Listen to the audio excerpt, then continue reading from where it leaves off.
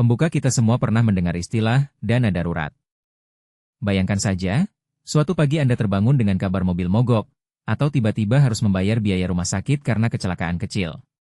Tanpa dana darurat yang siap, keputusan yang harus diambil seringkali melibatkan pinjaman berbunga tinggi, penjualan aset dengan harga miring, atau bahkan menunda pembayaran penting yang menambah beban. Karena itu, memiliki dana darurat bukan sekadar baik untuk dimiliki, melainkan penting untuk bertahan. Namun, banyak orang yang mengira mereka sudah aman padahal masih terjebak dalam pola-pola keliru yang menggerogoti keamanan finansial tersebut. Di video kali ini, saya akan mengungkap 5 kesalahan yang paling sering membuat dana darurat Anda tetap rapuh, menjelaskan konsekuensi nyata yang muncul dari masing-masing kesalahan, dan memberikan langkah-langkah konkret untuk memperbaikinya. Setiap kesalahan akan disertai visual cues sederhana yang dapat Anda bayangkan di layar, sehingga ketika menonton, otak Anda otomatis menandai poin penting. Mari kita mulai perjalanan mengamankan dana darurat Anda dengan lebih cerdas.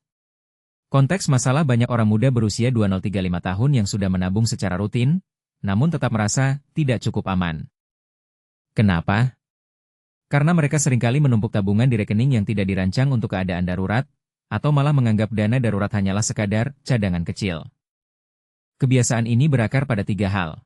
Pertama, kurangnya pemahaman tentang tujuan spesifik dana darurat. Kedua, kepercayaan berlebihan pada likuiditas produk investasi yang sebenarnya tidak likuid. Ketiga, kebiasaan menggabungkan dana darurat dengan tujuan keuangan lain seperti liburan atau pembelian barang. Akibatnya, ketika terjadi krisis, dana yang seharusnya mudah diakses malah terikat, atau nilainya berkurang karena fluktuasi pasar. Akar penyebab: jika kita menelusuri lebih dalam, akar utama terletak pada 3 pola pikir yang salah. Pola pertama adalah, semua dalam satu rekening.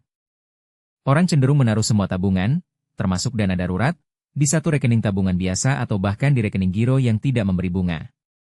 Pola kedua adalah investasi cepat.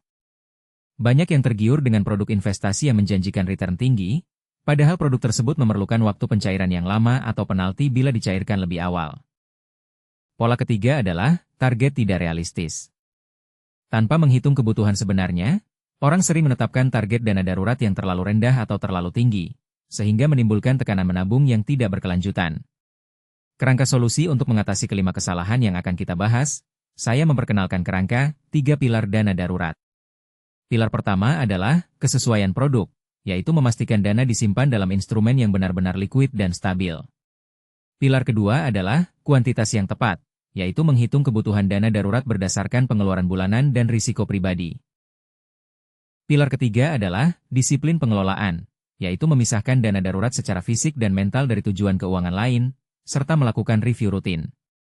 Dengan 3 pilar ini sebagai landasan, setiap langkah perbaikan menjadi lebih terarah dan terukur. Implementasi 5 kesalahan dan cara memperbaikinya. Kesalahan pertama, menyimpan dana darurat di rekening tabungan biasa yang tidak terpisah. Visual cues, ikon kotak berwarna biru dengan tanda X merah muncul. Banyak orang menaruh dana darurat di rekening tabungan utama bersama uang untuk kebutuhan sehari-hari.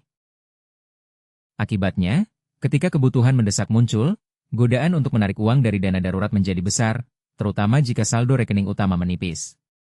Konsekuensi nyata yang sering terjadi adalah dana darurat berkurang secara perlahan, sehingga ketika bencana keuangan sesungguhnya datang, dana yang tersedia tidak mencukupi. Langkah perbaikan dimulai dengan membuka rekening tabungan khusus yang hanya diperuntukkan bagi dana darurat. Pilih bank yang menawarkan biaya administrasi rendah dan suku bunga yang kompetitif, namun tetap memberikan kemudahan penarikan kapan saja tanpa persyaratan tambahan. Setelah rekening baru terbuka, transfer seluruh saldo dana darurat yang ada ke dalamnya. Untuk menjaga agar tidak tergoda menggunakannya, ubah nama pemilik rekening menjadi dana darurat atau gunakan alias yang mengingatkan tujuan utama. Lakukan penarikan hanya dalam situasi yang memenuhi kriteria darurat, misalnya kehilangan pekerjaan, biaya medis mendadak, atau kerusakan properti yang tidak dapat ditunda. Jika pada awalnya Anda merasa kesulitan menahan godaan, buatlah aturan 3 hari menunggu. Setiap kali ada keinginan menarik dana, catat dulu alasan dan tunggu 3 hari. Jika setelah 3 hari kebutuhan masih terasa mendesak, barulah lakukan penarikan. Jika tidak, Anda menyadari bahwa keinginan tersebut hanyalah dorongan konsumtif yang dapat dihindari. Kesalahan kedua, menginvestasikan dana darurat dalam produk yang tidak likuid. Visual cues, ikon jam pasir dengan rantai berwarna merah muncul. Seringkali, demi mengejar return yang lebih tinggi, orang menaruh dana darurat di reksadana pasar uang, obligasi jangka pendek, atau bahkan saham. Meskipun produk tersebut dapat menghasilkan bunga lebih baik daripada tabungan biasa, mereka memiliki risiko nilai turun dan proses pencairan yang memakan waktu. Pada saat krisis, Anda mungkin menemukan nilai dana berkurang atau terhalang oleh prosedur penjualan yang memakan hari atau minggu. Solusi praktisnya adalah memindahkan seluruh dana darurat ke instrumen yang benar-benar likuid, seperti tabungan berjangka pendek dengan fleksibilitas penarikan, atau deposito harian yang memberikan bunga kompetitif tanpa penalti.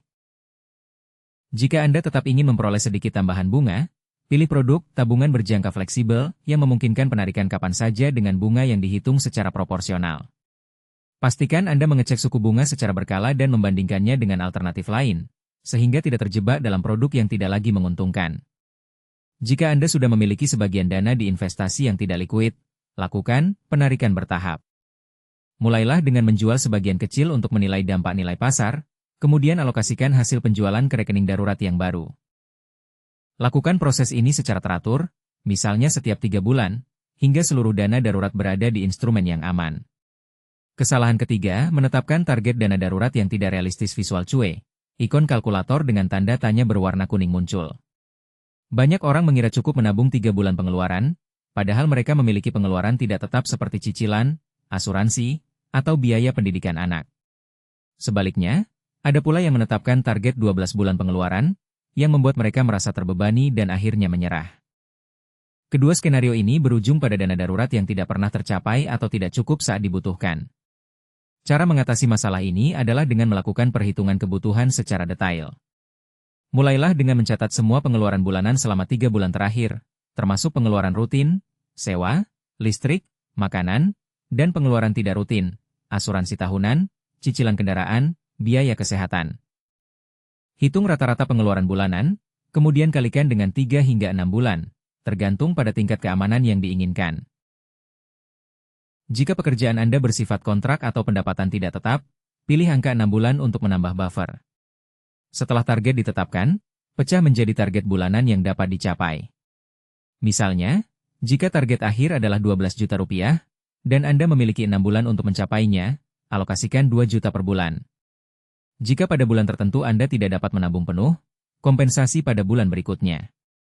Kuncinya adalah fleksibilitas dalam jangka pendek, namun konsistensi dalam jangka panjang. Kesalahan keempat, menggunakan dana darurat untuk tujuan non-darurat. Visual cuai, ikon dompet dengan tanda berwarna oranye muncul. Seringkali, ketika ada godaan belanja gadget baru, liburan mendadak, atau penawaran diskon besar, orang mengalihkan dana darurat untuk memenuhi keinginan tersebut. Pada awalnya, terasa memuaskan, namun ketika benar-benar terjadi krisis, dana yang seharusnya tersedia sudah habis. Dampaknya dapat berupa penumpukan utang kartu kredit atau pinjaman pribadi dengan bunga tinggi. Pencegahannya adalah dengan menetapkan batas penggunaan yang tegas. Buatlah aturan bahwa dana darurat hanya boleh dipakai untuk 3 kategori: kehilangan pendapatan, biaya medis tak terduga, dan kerusakan properti yang mengganggu fungsi dasar, seperti atap bocor.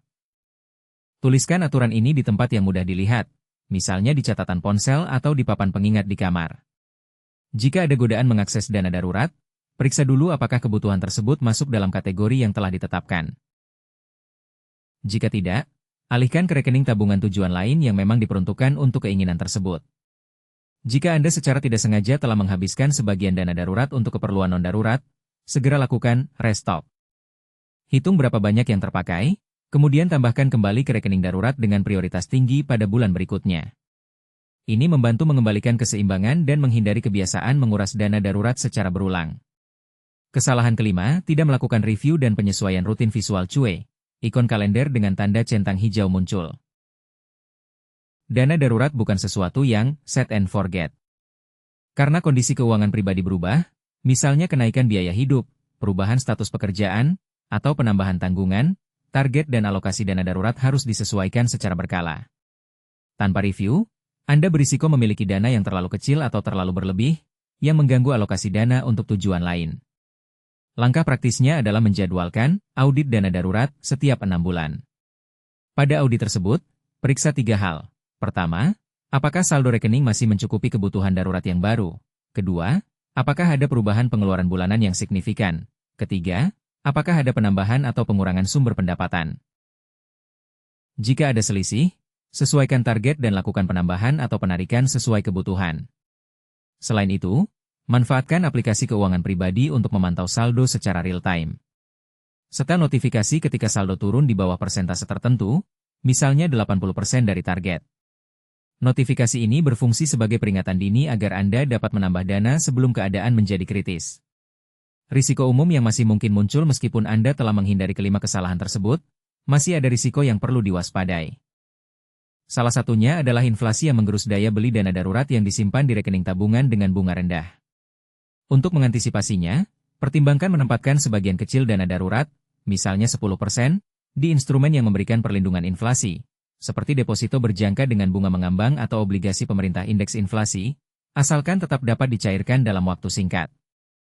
Risiko kedua adalah kejadian Black Swan yang memerlukan dana lebih besar dari perkiraan, seperti bencana alam atau pandemi.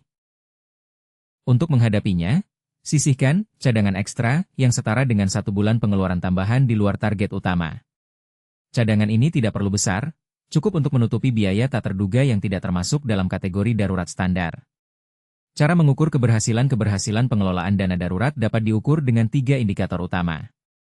Pertama, rasio saldo dana darurat terhadap kebutuhan darurat yang telah dihitung. Idealnya, rasio ini berada di atas 100%. Kedua, frekuensi penarikan dana darurat yang sesuai dengan kriteria. Jika Anda pernah menarik dana karena alasan non-darurat, berarti kontrol masih lemah. Ketiga, waktu yang dibutuhkan untuk mengembalikan saldo setelah penarikan. Semakin cepat saldo kembali ke target, menandakan disiplin dan alokasi pendapatan yang efektif. Untuk memantau indikator tersebut, catat setiap transaksi yang melibatkan dana darurat dalam buku catatan atau aplikasi keuangan. Setiap akhir bulan, tinjau apakah ada penarikan, berapa besar, dan apakah sudah kembali ke target. Jika indikator menunjukkan penurunan, evaluasi kembali langkah-langkah yang telah diambil dan perbaiki kebiasaan yang masih menghambat. Penutup dan ajakan sekarang Anda sudah mengetahui 5 kesalahan yang paling berbahaya bagi keamanan dana darurat, serta cara praktis untuk mengatasinya. Ingat, dana darurat bukan sekadar angka di layar, melainkan perlindungan nyata yang dapat menghindarkan Anda dari stres finansial yang berlebihan. Mulailah dengan memisahkan rekening, pilih instrumen yang likuid, hitung kebutuhan secara akurat, batasi penggunaan hanya untuk situasi darurat, dan lakukan review rutin. Saya mengajak Anda untuk menilai diri sendiri.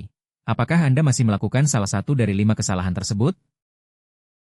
Tuliskan di kolom komentar apa yang paling mengena, dan bagikan langkah pertama yang akan Anda ambil hari ini.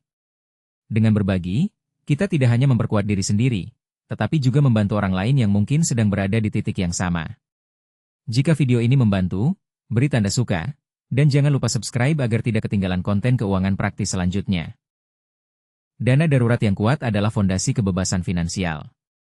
Bangun fondasi itu sekarang, dan biarkan setiap keputusan keuangan Anda berjalan dengan lebih tenang. Terima kasih telah menonton, sampai jumpa di video berikutnya. Intinya, jalankan langkah kecil ini secara konsisten supaya hasilnya benar-benar terasa dan perubahanmu tidak berhenti di tengah jalan. Kalau video ini ngebantu, subscribe sekarang, tekan like, tulis pendapatmu di kolom komentar, dan share ke temanmu biar makin banyak yang terbantu.